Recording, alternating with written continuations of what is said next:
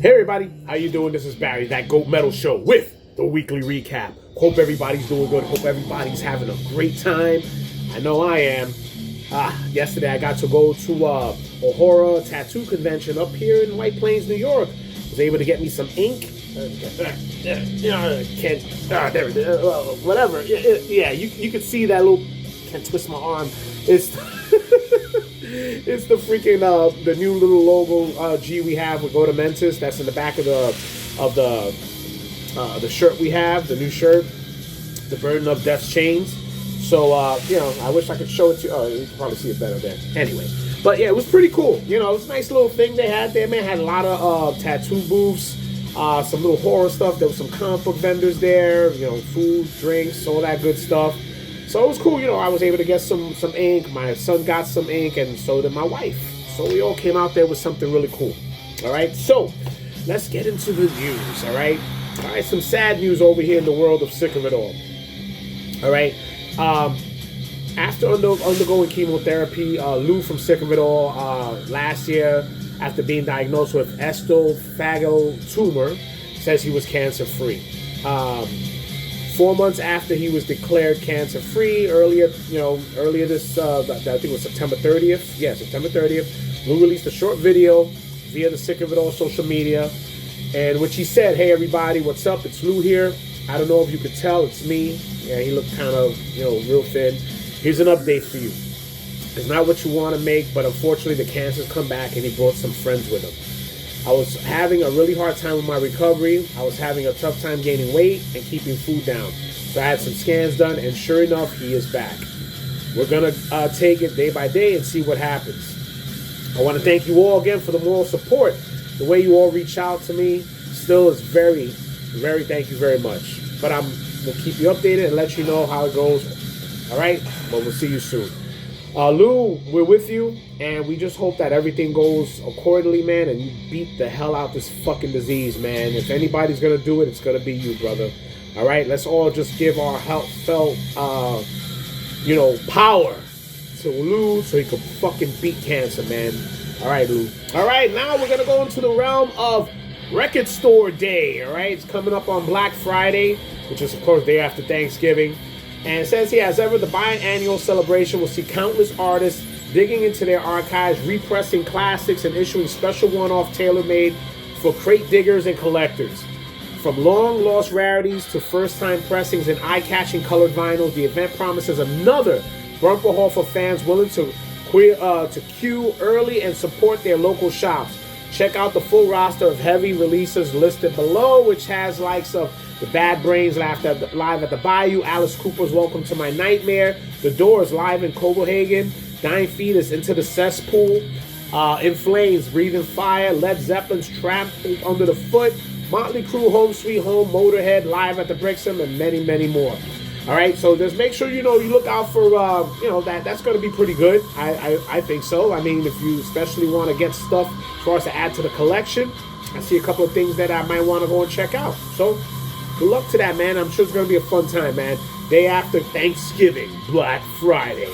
All right, check that shit out. All right, now we go into the realms of the Metal Threat Festival.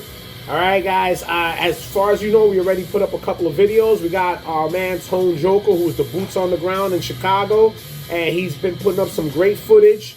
I hope everybody's been enjoying some of the footage that he's been putting up. But, people thought that it was going to actually be a festival that's going to go down the tubes. Turned out that the people from the festival ended up, replacing some of those bands with more American acts, which I guess, kind of made it, somewhat okay. And they gave a discount for the people who bought tickets and stuff.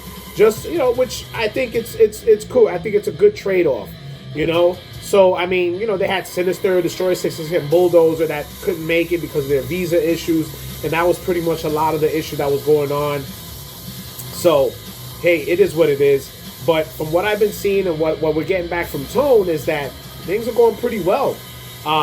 So far, the footage that we've seen has been good. The bands have been fucking great, and the reaction from people has been positive. So I guess it's a win-win for them, man. Even though they didn't get a lot of those bands they wanted, but they were able to still pull off some good shows. So from what I'm hearing is Tone is gonna stay and do some more stuff, and I'm sure we'll see more footage, man. All right, bro, we're gonna keep that shit going. Right.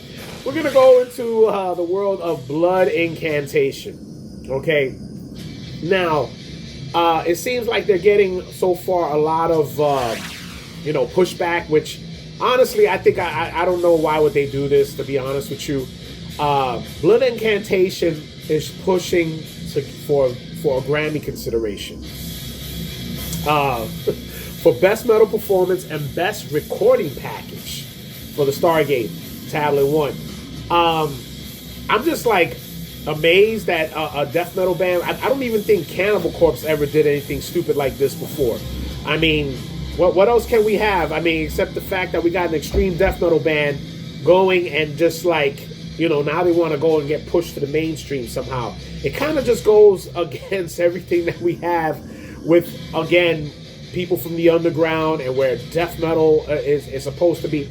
Look, there's got to be a fine line, I'm sure, but I don't think I'm not for that, man. I really ain't. I mean, look, death metal should never be going into the eyes of these people in fucking corporate media. That's what that is. That's corporate media. And I get it that sometimes you want to try to expose the art to a degree, but that's not a metalhead's realm. I liked it when they had those metal award shows, even though some of them were a little cheesy or whatever, but they were metal and they were ours. I don't dig this. I really don't. And the fact that they went and they put up some of the people that put metal album of the year from Metal Hammer, Time Magazine, Forbes said 10 out of 10. Forbes? Come on, guys. I mean, for real, this is not a good look, and I'm sure you're going to get a lot of pushback from metalheads and even from some of your own fans, man. I'm sure a lot of them are going to really give you some good pushback. But I guess, the bottom line, they want to try to make the ever-loving dollar, and this is what it's going to cost them. It's going to cost them their soul. Now we're going to go into the realm of some metal bochinche. All right. We got Hatebreed have formally responded to founding bassist Chris Beatty's lawsuit, blasting his claims as legally baseless and framing the dispute as nothing more than a garden variety band breakup case. Beatty, who was dismissed from Hatebreed last November, first filed suit in July at a Connecticut Superior Court in New Haven.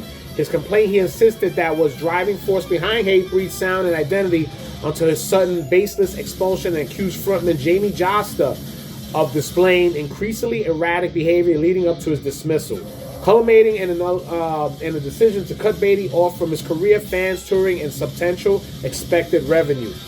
On September 25th, Hatebreed and Josta filed a motion to strike parts of Beatty's lawsuit, according to a report by Billboard. The motion dismissed Beatty as a disgruntled former band member who asserts a right to remain permanent member of Hatebreed, and despite the fact that he underlined the relation between the parties was terminable at will.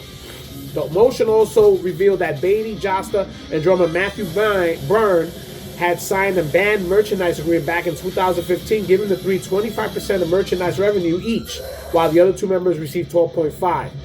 But Hatebreed's legal stressed that Beatty, who woefully fails to allege that any agreement was concluded with Hatebreed, and Hatebreed members of that, has an ownership interest in the band's name. So, all in short, it's going to be a fucking tough battle. It's going to go back and forth.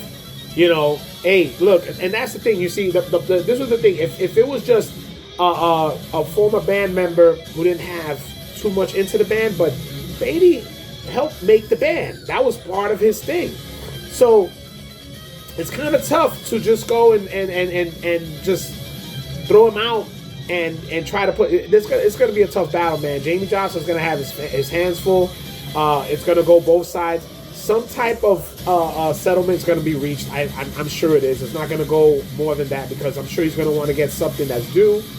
And once that gets reached, we'll see what the final outcome is when it comes to Hatebreed's finance. And speaking of continue with bochinche, Cradle of Filth, the fucking story that never dies.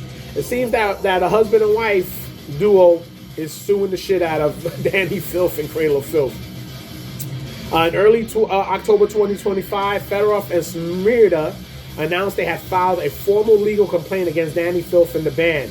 Following Filth's public statements, the couple accused him of defamation, stating on Facebook that every statement we've made thus far is true and provable, even though the band is continuing to tour. So, hey, man, look, I guess Danny Phillips is going to leave it up to his legal team, and this is not good, man. I mean, there's just been too many little things that have been going on with Cradle of Filth that just says that he is the gothic Dave Mustaine. Danny Mustaine. All right? Danny Mustaine. All right? Also, I just want to go and do my little pick of the day. And I'm going to talk about Veld again, man. You know, Daemonic, the art of damnation. I guess that's what it was. Anyway, but I did a little review on this. I put up a little short. Fucking fantastic death metal, man. You guys, yo, great fucking shit. This actually was only 1,300 made. So as you can see, I got like what number was it? 273. So if you can find this, hey, pick it up. Good fucking death metal. Can't go wrong. And there you go. That's my pick of the day.